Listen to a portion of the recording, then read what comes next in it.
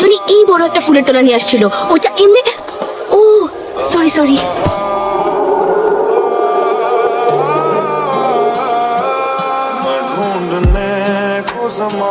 আরে জানি জানি কে মেসেজ দিছে বল, কই দেখি, আমি দেখি। जब वफा निकला